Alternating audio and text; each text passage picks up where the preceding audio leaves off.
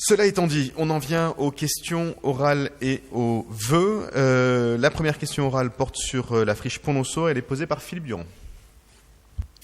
Oui, comme vous le savez, depuis que la friche Pont-Lonceau n'a plus sa destination première, qui était l'ICI, mais on ne va pas revenir sur ce débat, et l'association La Table Ouverte l'entretient et gère cette friche, située à l'angle des rues Pont-Lonceau et Poissonnier, et notamment dans cette parcelle, elle anime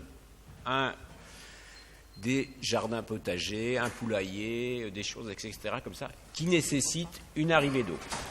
Et en novembre 2018, sur notre proposition, on a voté ici en conseil d'arrondissement un vœu à l'unanimité pour permettre d'installer une arrivée d'eau sur cette friche.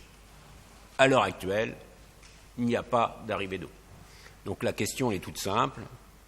Qu'est-ce qui se fait que depuis un an, on n'a pas pu mettre en place une arrivée d'eau? Et quand est-ce que cette arrivée d'eau arrivera? Merci pour la question. Quelques éléments de réponse sur cette arrivée d'eau. On a demandé un travail technique un peu compliqué, même si en fait ça paraît simple et finalement c'est assez compliqué puisqu'il y a deux cas différents qui peuvent exister. Soit il y a un branchement opérationnel qui existe déjà, auquel cas les coûts de remise en eau seraient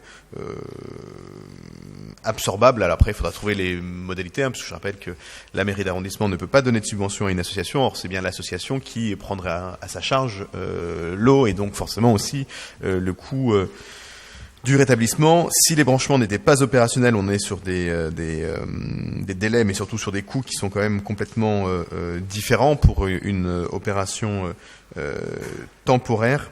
Et puis surtout, on discute avec l'association, et c'est pas si simple que ça, pour savoir qui serait le titulaire de l'abonnement, qui payerait les factures. On est sur une friche qui n'est pas une friche de la DEV, qui n'est pas une friche de la DGS, qui est une friche de la DLH, avec les complexités que ça impose. Et je redis que, par ailleurs, nous sommes engagés, en tout cas je suis engagé, mais d'autres avec moi, à faire en sorte que nous puissions, sur cette parcelle, sans doute pas sur l'entièreté de la parcelle, mais sur un morceau de sa parcelle, aboutir le plus vite possible à la réalisation du projet qui est prévu, c'est-à-dire la reconstitution d'une salle pour le culte musulman, et que, bien sûr, nous devons travailler à ça en prenant en compte la non-pérennité, au moins d'une partie de ce site, et pour faire en sorte que cette salle de culte puisse être réalisée.